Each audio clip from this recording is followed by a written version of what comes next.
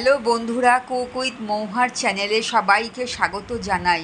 আজকে আমি বানাবো কড়াই বিরিয়ানি। এই রেসিপিটা আমার নিজস্ব বানানো। বিরিয়ানি তো সবসময় হাঁড়িতে হয়, কিন্তু আমি খুব তাড়াতাড়ি বানানোর জন্য কড়াইতে বানিয়েছি।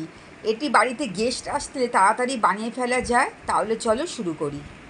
প্রথমে মাংসগুলোকে ভালো করে ধুয়ে নিয়েছি। এবার 100 গ্রাম টক দই দিলাম, 2 চামচ মিট মশলা গুঁড়ো দিলাম, 1 চামচ করে আদা রসুন বাটা দিলাম, অল্প নুন দিলাম আর 1 চামচ মতন সাদা তেল দিয়ে মাখিয়ে 1 ঘন্টা ম্যারিনেট করে রাখলাম। এখানে একটা স্টার অ্যানান্স, 2টো ছোটো এলাচ, একটা দারচিনি, 4-5টা গোলমরিচ, একটু জয়িত্রী আর 1 চামচ সাদা জিরে সাদা তেলের মধ্যে ফোড়ন দিয়ে কয়েক সেকেন্ড নেড়ে নিলাম। এবার 2টো মিডিয়াম সাইজের পেঁয়াজ কুচি তেলের মধ্যে দিয়ে ভালো করে লাল করে ভেজে নিচ্ছি। পেঁয়াজটা ভালো করে লাল করে ভেজে নিয়েছি। এবার 1 চামচ আদা রসুন বাটা দিলাম, 2টো চেরা কাঁচা লঙ্কা দিলাম,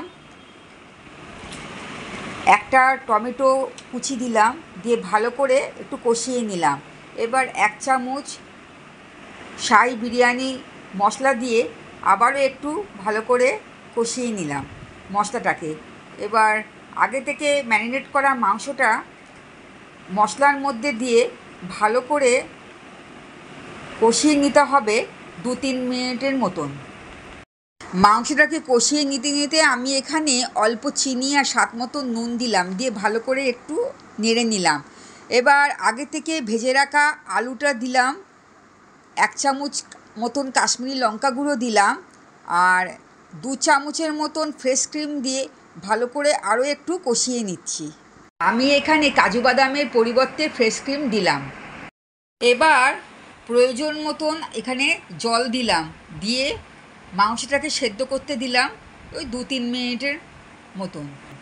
মাংস ও আলু সেদ্ধ হয়ে গেছে। এই কড়াইয়ের মধ্যেই গ্রেভির ওপরেই আগে থেকে করে রাখা দেরাদুন রাইসের একটা লেয়ার দিলাম। এর ওপরে বিরিয়ানি মশলা 1 চামচ দিলাম, গোলাপ জল কেওড়া জল দিলাম, 2 ড্রপ আতর, অল্প জলে গুলে রাখা ফুড কালার, আগে থেকে তৈরি করে রাখা বেরেস্তা ও মাংসের গ্রেভি দিলাম।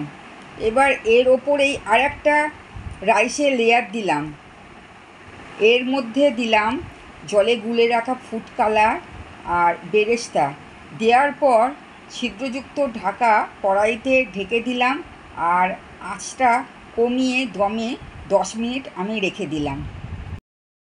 10 মিনিট হয়ে গেছে, গ্যাসটা বন্ধ করে দিলাম। এবার ঢাকাটা খুলে দিলাম। এবার সব কিছু ভালোভাবে মিশিয়ে নিলাম, নিয়ে পরিবেশন করলাম। খুব তাড়াতাড়ি এই বিরিয়ানিটা হয়ে যায় আর খেতে সুস্বাদু হয়।